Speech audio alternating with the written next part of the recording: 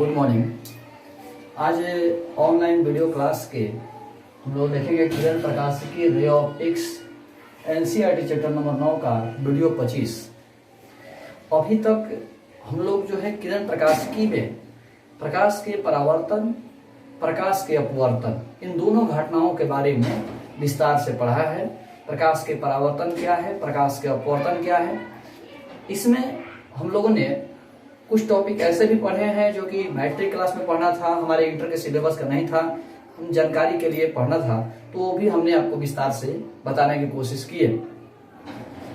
इसमें हम लोग जो है चैप्टर नंबर 8 भी पढ़ चुके हैं और चैप्टर नंबर 9 भी। तो आज अभी तक जो भी हम लोगों ने पढ़ाई किया है, आज और कल एक दो वीडियो में हम लोग कुछ क्वेश्चन पर चर्चा करेंगे, फिर न्यूमेरिकल पर चर्चा करेंगे, उसके बाद थ्योरी में हम लोग आगे बढ़ेंगे। क्योंकि अब हम लोग का थ्योरी किरण प्रकाशिकी में 3 रह गया है। एक रह गया है प्रकाशीय यंत्र, एक रह गया है प्रिज्म और एक रह गया है मानव नेत्र। ये 3 घटनाएं जो है हम लोगों को और पढ़ना है, सॉरी 3 टॉपिक और जो है हम लोगों को पढ़ना है। तो अभी हम लोग कुछ क्वेश्चन के बारे में बात करेंगे। तो अभी हम इस क्वेश्चन को देखते हैं, थोड़ा सा ध्यान दीजिएगा कि कुछ क्वेश्चन अभी हमें है और उसके बाद जो है हम कुछ न्यूमेरिकल भी बनवाएंगे। तो पहले हम लोग कुछ ऑब्जेक्टिव देखते हैं।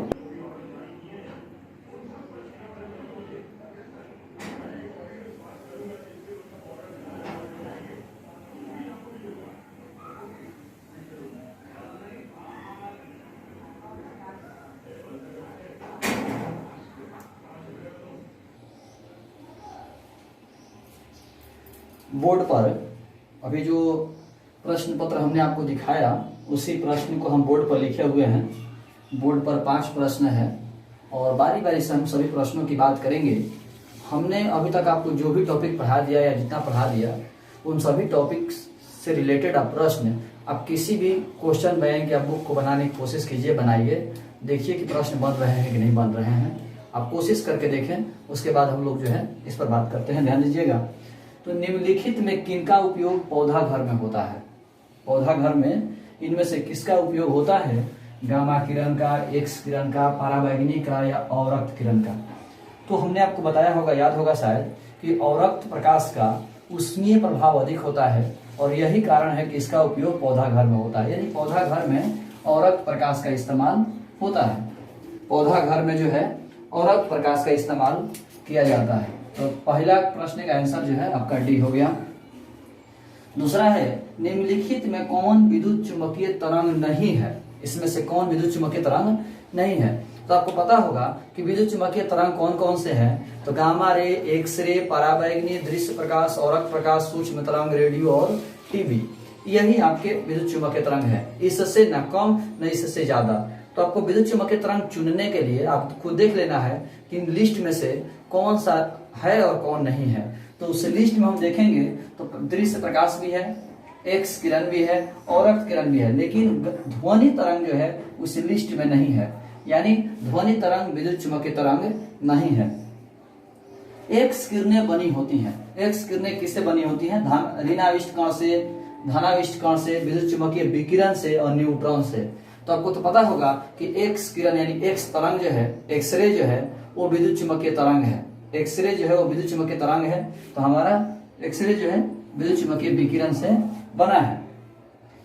चौथा है, एक्स किरण के गुण वैसे ही हैं जैसे कि, ये तो आपको अच्छा से याद होगा, हम जब वीडियो बना रहे थे, आप लोगों ने टॉपिक देखा होगा, तो हम बताए थे कि एक्सरे के सभी गुण गामा से मैच करते हैं, केवल भेदन क्षमता छोड़ के। एक्सरे की हर क्वालिटी गामा से मैच करती है, केवल भेदन क्षमता छोड़ के। तो वहां पर भी हमने इस प्रश्न की चर्चा किया था कि एक्सरे के गुण वैसे ही हैं जैसे कि गामा किरण। तो एक्सरे के गुण वैसे ही है जैसे कि गामा किरण। तो इसका आंसर सी हो जाएगा। यहाँ पर एक प्रश्न आया था, एक स्टूडेंट का सवाल था कि सर आप लिखवाए हैं कि एक्सरे की भेदन क्षमता बहुत अधिक होती है और आप वीडियो में बता रहे थे कि गामा की भेदन क्षमता बहुत अधिक होती है। सवाल सुनिएगा, फिर से एक बार सुनिए। तो हम वीडियो में भी बात ध्यान से बताए, लेकिन मिस्टेक है उनका सुनने का, कि उनका सवाल था कि सर एक्सरे की भेदन क्षमता आप लिखवाए हैं, कॉपी में भेजे हैं, नोट्स भेजे हैं कि बहुत अधिक होती है, और वीडियो में आप बता रहे हैं कि गामा की भेदन क्षमता बहुत अधिक होती है। तो ये बहादुर शब्द का मिस्टेक है, आपने गलत सुना, नोटिस आपने नहीं किया। गामा की भेदन क्षमता सबसे अधिक होती है और एक्सरे की भेदन क्षमता बहुत अधिक होती है। सबसे अधिक और बहुत अधिक में अंतर है नहीं, गामा रे की भेदन क्षमता सबसे अधिक होती है और एक्सरे की भेदन क्षमता बहुत अधिक होती है, सबसे अधिक नहीं होती है। गामा की भेदन क्षमता सबसे अधिक होती है, इस चीज को जरूर नोटिस कीजिएगा। यानी गामा से अधिक भेदन क्षमता किसी का नहीं होता। तो जरूर वीडियो को देखिएगा ठीक से। तो यहाँ पर हम बात करेंगे एक्सरे के गुण वैसे हैं जैसे कि गामा किरण। पांचवा प्रश्न है, किसी विद्युत चुंबकीय तरंग P एक अक्ष के अनुदिश है। विद्युत चुंबकीय तरंग जो है वो एक अक्ष के अनुदिश है। चुंबकीय क्षेत्र B जेड अक्ष के अनुदिश है। तो विद्युत क्षेत्र की दिशा किधर होगी, ये तो आपको पता होगा। यहाँ पर कह रहा है कि विद्युत चुंबकीय तरंग जो है वो एक अक्ष की ओर है। विद्युत चुंबकीय तरंग एक अक्ष की ओर है, चुंबकीय क्षेत्र जेड अक्ष की ओर है। तो विद्युत क्षेत्र किधर होगा, प्रश्न ये पूछ रहा है कि विद्युत क्षेत्र किधर होगा। तो आपको पता होगा कि विद्युत क्षेत्र, चुंबकीय क्षेत्र और विद्युत चुंबकीय तरंग तीनों एक दूसरे के लंबवत होते हैं। विद्युत क्षेत्र, चुंबकीय क्षेत्र और विद्युत चुंबकीय तरंग तीनों एक दूसरे के लंबवत होते हैं। यानी एक्स अक्ष, वाई अक्ष और जेड अक्ष भी तीनों एक दूसरे के लंबवत है। यानी इन तीनों में से किसी को आप बांट दीजिए। तो विद्युत क्षेत्र दिया, विद्युत चुंबकीय तरंग दिया है एक्स अक्ष की ओर, चुंबकीय क्षेत्र दिया है जेड अक्ष की ओर। तो स्वाभाविक सी बात है विद्युत क्षेत्र जो है वाई अक्ष की ओर होगा। ये आपस में बदल भी सकते हैं, उससे कोई फर्क नहीं पड़ता, इसको रटने की जरूरत नहीं है। आप बस इतना ही जानिए कि विद्युत क्षेत्र, चुंबकीय क्षेत्र और विद्युत चुंबकीय तरंग तीनों एक दूसरे के लंबवत होते हैं, परस्पर लंबवत होते हैं। एक्स अक्ष, वाई अक्ष और जेड अक्ष भी तीनों परस्पर लंबवत होते हैं। इसका मतलब हुआ कि यदि विद्युत क्षेत्र एक्स अक्ष की ओर है, चुंबकीय क्षेत्र वाई अक्ष की ओर है, विद्युत चुंबकीय तरंग जेड अक्ष की ओर होगा। विद्युत क्षेत्र वाई अक्ष की ओर है, चुंबकीय क्षेत्र जेड अक्ष की ओर है, विद्युत चुंबकीय तरंग एक्स अक्ष की ओर होगा। ये तो आपस में किसी को भी किसी दिशा में दे सकते हैं, इससे कोई प्रॉब्लम नहीं होगा। तो हमारा ये हो गया कि विद्युत क्षेत्र एक्स अक्ष की ओर है, चुंबकीय क्षेत्र जेड अक्ष की ओर है, तो विद्युत क्षेत्र जो है वाई अक्ष की ओर होगा। ये हमारे 5 प्रश्न हुए। अब अगली बार जो है हम कुछ और प्रश्न बोर्ड पर लिख रहे हैं जो कि प्रश्न पत्र में आप देखे थे, और उन सभी प्रश्नों की बात करेंगे, ध्यान दीजिए। तो अभी हम 5 प्रश्न देखे। छठा प्रश्न में ध्यान दीजिएगा, चुंबकीय क्षेत्र B तथा विद्युत क्षेत्र E के अनुपात का मात्रक कितना होता है। प्रश्न है कि चुंबकीय क्षेत्र B एवं विद्युत क्षेत्र E के अनुपात का मात्रक कितना होता है। यानी कुल मिलाकर प्रश्न ये पूछ रहा है कि B बटा E का मात्रक कितना होता है। B बटा E का मात्रक कितना होता है। यदि आपको विद्युत चुंबकीय तरंग के गुण याद हो, विद्युत चुंबकीय तरंग के गुण याद हो, तो उस गुण में हम पढ़ाए हैं कि E बटा B का मात्रक क्या होगा। तो E बटा B बराबर C होता है। E बटा B बराबर C होता है। और C क्या है, तो प्रकाश की चाल, यानी कुल मिलाकर चाल है। E बटा B बराबर C होता है और C क्या है, तो चाल है। तो E बटा B का मात्रक होगा मीटर पर सेकंड। E बटा B का मात्रक होगा मीटर पर सेकंड। E बटा B का मात्रक होगा मीटर पर सेकंड। लेकिन प्रश्न दिया है कि B बटा E का, पहले B है तब E है, तो B बटा E का मात्रक क्या होगा। तो E बटा B का है मीटर पर सेकंड, तो B बटा E का हो जाएगा तो सेकंड पर मीटर, उल्टा हो जाएगा। तो सेकंड पर मीटर यानी आपका B नंबर इसका आंसर हो जाएगा। E बटा B का मात्रक मीटर पर सेकंड, E बटा B का मात्रक मीटर पर सेकंड। तो प्रश्न दिया है कि B बटा E का बताइए क्या होगा, तो इसका उल्टा हो जाएगा, तो सेकंड पर मीटर। दूसरा है, निर्वात में प्रकाश की चाल C, चुंबकशीलता म्यू नॉट और परावैद्युता एप्सिलॉन नॉट के बीच क्या संबंध है। C, एप्सिलॉन नॉट और म्यू नॉट के बीच क्या संबंध है। तो आपको पता होगा, हम पढ़े हैं कि C equal to 1 by under root mu not into epsilon not. हम लोगों ने विद्युत चुंबकीय तरंग के गुण में पॉइंट पढ़ा है, C equal to 1 by under root mu not epsilon not. दोनों तरफ यदि हम स्क्वायर कर दें तो C स्क्वायर बराबर 1 by mu not epsilon not, जो बटा में गुना चल जाएगा तो हो जाएगा C square into mu not epsilon not equal to 1। C square equal to mu not epsilon not equal to 1। अब देख लीजिए इसमें कौन सा आंसर होगा। तो C square mu not epsilon not equal to 1, यानी इसका आंसर C हो जाएगा। अगला प्रश्न है कि विद्युत चुंबकीय तरंग के संचरण की दिशा किधर होती है। विद्युत चुंबकीय तरंग के संचरण की दिशा किधर होती है, यानी विद्युत चुंबकीय तरंग के चलने की दिशा किधर होती है। संचरण माने चलना, संचरण मतलब चलना। तो विद्युत चुंबकीय तरंग के चलने की दिशा किधर होती है, विद्युत चुंबकीय तरंग के गमन की दिशा किधर होती है। तो आपको शायद याद होगा कि विद्युत चुंबकीय तरंग विद्युत क्षेत्र एवं चुंबकीय क्षेत्र दोनों के लंबवत होता है। विद्युत चुंबकीय तरंग विद्युत क्षेत्र एवं चुंबकीय क्षेत्र दोनों के लंबवत होता है, या आप कह सकते हैं कि E क्रॉस B के समांतर होता है। ऐसा हमने बताया है, आपको याद होगा शायद कि हम बोले थे कि E एवं B यदि ऐसे लिखा होगा तो इसका मतलब है कि दोनों के लंबवत होता है। E एवं B लिखा हुआ है, इसका मतलब है कि दोनों के लंबवत होता है। E एवं B इसका मतलब है कि दोनों के लंबवत होता है, और E क्रॉस B लिखा है इसका मतलब है कि समानांतर होता है। तो E क्रॉस B के समांतर होता है, हमने थ्योरी में चर्चा किया था इसका।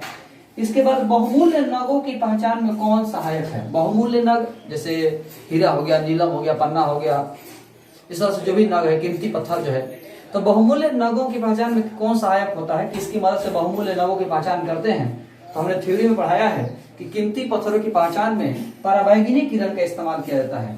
तो इसका आंसर हो जाएगा ऑप्शन नंबर ए, पराबैंगनी किरण। अगला प्रश्न है कि किस कारण से हवा का बुलबुला पानी के अंदर चमकता है। ये तो आपको अच्छा से याद होगा कि हीरा का चमकना, प्रिज्म का चमकना, जल के अंदर खोखली परख नली का चमकना, जल के अंदर वायु के बुलबुले का चमकना, ये सब के सब जो है पूर्ण आंतरिक परावर्तन के उदाहरण है। तो इसका आंसर आपका हो जाएगा डी, पूर्ण आंतरिक परावर्तन। आगे हम कुछ और प्रश्न के बारे में बात करेंगे, ध्यान दीजिएगा। अभी हम 10 प्रश्न तक देखें। 11 नंबर प्रश्न है कि जब प्रकाश कांच में प्रवेश करता है, अब यहाँ पर बड़ा ध्यान देने की जरूरत है, वर्ड को समझिए। जब प्रकाश कांच में प्रवेश करता है तो इसका तरंगदैर्ध्य क्या होगा। अब इस प्रश्न में एक शब्द जिसको हम कहते हैं, हमेशा आप लोगों से बातचीत के माध्यम से भी कहते हैं कि कुछ ऐसे शब्द होते हैं बोलने के उसका मतलब जानना जरूरी है। जैसे हम आपसे कहें, कोई भी आपसे कह रहा हो, हम आपसे कहते हैं कि आपको पता है चीनी जो है 80 रुपए हो गया, तो सामने वाला व्यक्ति आश्चर्य हो जाएगा कि 80 रुपए हो गया, काले तो 40 के रहे। तो अब आप कहेंगे 2 kg के, सामने वाला मानने लगेगा। क्योंकि यदि आप ये कहते हैं कि चीनी 80 की हो गया, तो सामने वाला व्यक्ति यही समझता है कि आप 1 kg की बात कर रहे हैं, और आप कहिए हम भी थोड़े कहने के 1 kg, हम तो 2 kg कहते रहे। तो इस तरह से मिस्टेक नहीं होना चाहिए, शब्दों को समझना बहुत जरूरी है कि आप क्या कह रहे हैं। कोई आपसे कह रहा है कि जानते हैं पटना का भाड़ा जो है, पटना का पैसेंजर का भाड़ा जो है 40 रुपया हो गया, और सामने आदमी कहेगा कि ना हम तो जाते हैं तो 10 रुपया लगता है, तो हम 4 आदमी की बात कर रहे हैं, ये बेवकूफी है। तो कुछ ऐसे शब्द आपको पकड़ने होंगे। जैसे एक और शब्द की हम बात कर रहे हैं, कोई कहे कि वो अंधा है, तो अंधा है कहते हैं तो इसका मतलब ही हो गया कि वो आंख से अंधा है। आपको ये कहने की जरूरत नहीं है कि वो आंख से अंधा है। अंधा है आपने कह दिया, इसका मतलब है कि वो आंख से अंधा है। ठीक है, हम उसी तरह से पॉइंट पर आते हैं कि यहाँ लिखा है कि जब प्रकाश कांच में प्रवेश करता है, इसका मतलब हुआ कि यहाँ पर आपको ये बात जाननी होगी कि प्रकाश पहले वायु में था, यानी वायु से कांच में प्रवेश कर रहा है। बात को समझिए, यहाँ पर एक शब्द छिपा हुआ है, लिखा है कि जब प्रकाश कांच में प्रवेश करता है, इसका यह मतलब हुआ कि प्रकाश वायु से कांच में प्रवेश करता है। प्रकाश वायु से कांच में प्रवेश करता है, तब कहता है कि इसका तरंगदैर्ध्य क्या होगा। प्रश्न क्लियर हो गया कि प्रकाश वायु से कांच में प्रवेश करता है तो इसका तरंगदैर्ध्य क्या होगा। तब हम थ्योरी पर वापस आते हैं। आपको पता होगा शायद हम पढ़े हैं कि 1μ2 इक्वल टू λ1/λ2, 1μ2 इक्वल टू λ1/λ2, यानी यदि प्रकाश एयर से कांच में प्रवेश कर रहा है तो aμg equal to λ1/λ2, aμg equal to λ1/λ2। ये लैम्डा एयर में और ये लैम्डा जो है कांच में, तो हम कह सकते हैं, ध्यान दीजिएगा कि μg बटा μa बराबर λa/λg, ये हमारा टर्म हुआ। अब इसको जो है हम यहां समझने की कोशिश करते हैं कि 1μ2 इक्वल टू λ1/λ2, तो μ2/μ1 इक्वल टू λ1/λ2। शायद अब आप समझ गए होंगे कि μ2/μ1 इक्वल टू λ1/λ2, तो μg/μa इक्वल टू λa/λg, यानी μ2 लैम्डा 2, म्यू 1 लैम्डा 1, उल्टा है बहादुर। तो उल्टा है तो हम कह सकते हैं कि mu proportional to 1 by lambda, mu proportional to 1 by lambda, यानी म्यू बढ़ेगा लैम्डा घटेगा, म्यू घटेगा लैम्डा बढ़ेगा। अपवर्तनांक बढ़ेगा तरंगदैर्घ्य घटेगा, तरंगदैर्घ्य घटेगा अपवर्तनांक बढ़ेगा। एक बहुत ही बेहतरीन हाई प्रोफाइल ऑब्जेक्टिव है, उसको आप हमेशा याद रखिएगा। क्वेश्चन बैंक में आप देखेंगे तो इस थ्योरी पर कम से कम 4 या 5 बार सवाल पूछा गया है कि अपवर्तनांक बढ़ेगा तरंगदैर्घ्य घटेगा, अपवर्तनांक घटेगा तरंगदैर्घ्य बढ़ेगा। तो यहाँ पर प्रकाश हवा से कांच में जा रहा है, तो हवा से कांच में जा रहा है इसका मतलब अपवर्तनांक बढ़ गया, क्योंकि हवा का 1 होता है, कांच का 1.5 होता है, तो अपवर्तनांक बढ़ गया, इसका मतलब हुआ कि तरंगदैर्घ्य क्या होगा, तो घट जाएगा। अपवर्तनांक बढ़ेगा तरंगदैर्घ्य घटेगा, तो यहाँ पर इसका आंसर जो है घटता है। बहुत ही बेहतरीन ऑब्जेक्टिव है बहादुर, बहुत ही बेहतरीन ऑब्जेक्टिव है कि अपवर्तनांक तरंगदैर्घ्य के व्युत्क्रम अनुपाती होती है। अपवर्तनांक बढ़ेगा तरंगदैर्घ्य घटेगा, अपवर्तनांक घटेगा तरंगदैर्घ्य बढ़ेगा। तो यहाँ पर हम प्रकाश हवा से कांच में जा रहा है तो अपवर्तनांक बढ़ गया, अपवर्तनांक बढ़ गया इसीलिए तरंगदैर्घ्य घट गया। ये हमारा एक ऑब्जेक्टिव हो गया। अगला प्रश्न है कि पानी तथा कांच के अपवर्तनांक 4/3 है, यानी पानी का म्यू डब्ल्यू हो गया 4/3 और कांच का म्यू जी हो गया 5/3। किरण कांच से पानी में जा रहा है, कांच से पानी में जा रहा है, इसका मतलब जी म्यू डब्ल्यू, कांच से पानी में जा रहा है, तो क्रांति कोण क्या होगा। कांच से पानी में जा रहा है तो क्रांति कोण क्या होगा, प्रश्न यही पूछा है, जी म्यू डब्ल्यू दिया हुआ है, तो कह रहा है कि क्रांति कोण क्या होगा। कांच से पानी में जा रहा है, किरण कांच से पानी में जा रहा है, कांच हो गया सघन माध्यम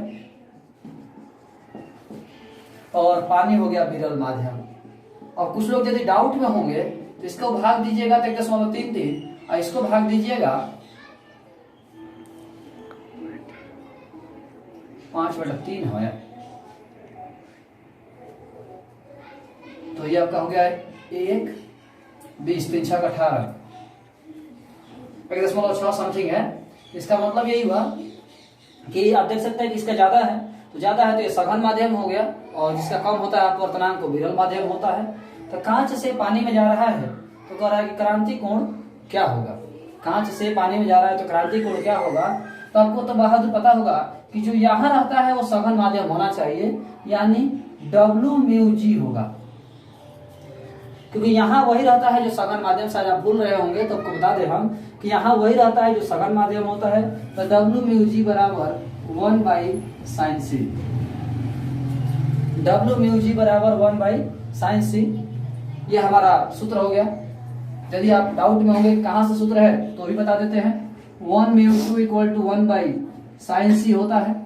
2 क्या है तो सघन माध्यम, 1 क्या है विरल माध्यम, तो यहाँ पर सघन माध्यम ही होना चाहिए, जैसा कि हम थ्योरी में आपको बताए हैं।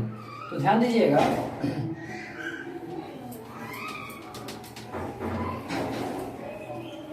तो हम बात कर रहे हैं डब्ल्यू म्यू जी बराबर 1/sin(c), तो डब्ल्यू म्यू जी को लिख सकते हैं mu G by mu W equal to 1/sin(c). Mu G का मान हो गया 5/3 और म्यू डब्ल्यू का मान हो गया 4/3 बराबर 1/sin(c). 3 कट जाएगा 5/4, यानी 1/sin(c) बराबर 5/4। पलट दीजिए, sin(c) बराबर 4/5, c बराबर sine inverse 4/5, c equal to sine inverse 4/5, यही हमारा टर्म हुआ। तो साइन इनवर्स 4/5 यानी ऑप्शन नंबर इसका ए होगा। इसमें मेन आपको जरूरी ध्यान देना कि 1 म्यू 2 इक्वल टू 1/sin(c) होता है, तो 2 आपका सघन माध्यम होगा और 1 जो है विरल माध्यम होगा। तो डब्ल्यू म्यू जी, क्योंकि कांच आपका सघन माध्यम हो गया और वाटर जो है जल जो है वो विरल माध्यम हो गया, तो W mu G equal to 1/sin(c). तो डब्ल्यू म्यू जी को लिख सकते हैं mu G by mu W बराबर 1/sin(c). म्यू जी का मान बैठा दिए, म्यू डब्ल्यू का मान बैठा दिए, सॉल्व कर दिए, इसमें कोई बड़ी बात नहीं थी। अगला हम लोग प्रश्न देखेंगे, निम्न में से किसका तरंगदैर्घ्य निम्नतम है, यानी किसका तरंगदैर्घ्य सबसे कम है। ये तो आपको टेबल में बताए थे जब हम थ्योरी पढ़ा रहे थे कि सब लेफ्ट से राइट जाएंगे तरंगदैर्घ्य बढ़ेगा और लेफ्ट से राइट जाएंगे आवृत्ति घटेगा।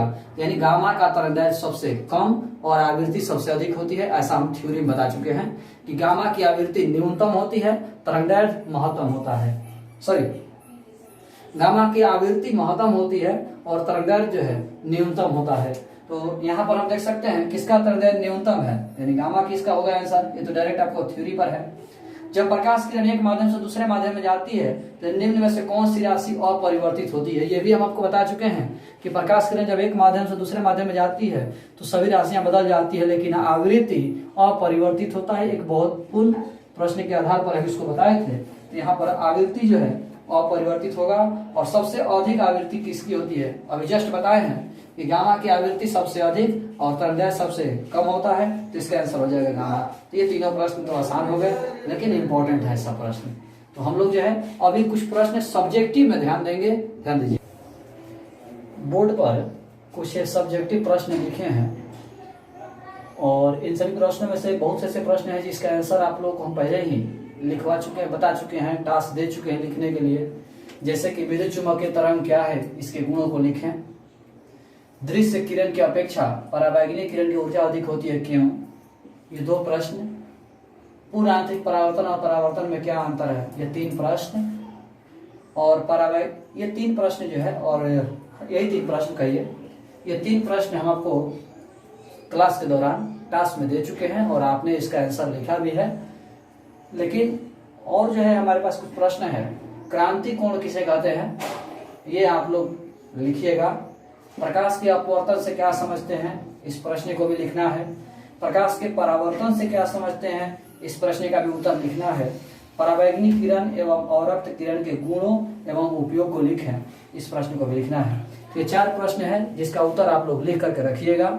हम अगले वीडियो में इस प्रश्न का उत्तर भी बता देंगे। ऐसे कोई बड़ी बात है नहीं, ये आपको भी पता है कि जो भी हम चार प्रश्न बोले हैं ये डायरेक्ट आपको नोट्स में या वीडियो में मिल जाएगा। पीछे क्लास के दौरान कोई प्रॉब्लम नहीं होगी। तो आज के वीडियो में इतना ही, धन्यवाद।